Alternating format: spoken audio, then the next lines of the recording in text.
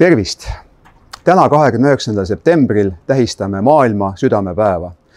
Maailma Südameföderatsioon algatas selle traditsiooni juba 2000. aastal ja ikka selleks, et rõhutada, südamehaigused on maailmas surmapõhjus number 1. Selle südamepäeva deviisiks on hoiame südame rõõmsasti põksumas.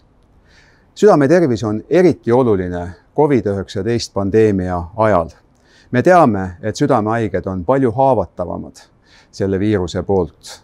Samuti need, kel on kõrgvererõhutõbi, diabeet, kolesterooli kõrgenemine, nende suremus on oluliselt suurem kui teistel inimestel. Eriti on muidugi ohustatud üle 60-aastased patsiendid.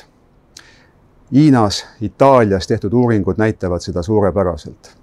Me peame olema tõeliselt e-riik ja selles situatsioonis vältima suuremaid rahvakogunemisi ja suhtlema rohkem veebis.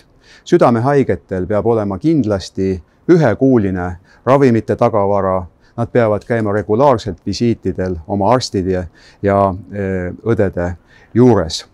Siis me saame südamehaigused hoida kontrolli all. Aga kõige olulisem on tervislik eluviis. See on nii südamehaigetel kui nendel, kes elavad tervislikult ja hoiavad ära südamehaiguste tekke. Kindlasti on oluline tervislik toitumine, puu- ja juurviljad, 200 grammi juurvilju, 200 grammi puuvilju päevas, kalatoidud, 30 grammi soolamata pähkleid, kehaline aktiivsus, 150 minutit nädalas, 30 minutit reibast kõndi 5 päeval nädalas. See annab tervisele väga-väga palju juurde. Mitte suitsetada, mitte tarvitada alkoholi. Kõik need on lihtsad, aga südamele väga vajalikud nõuanded.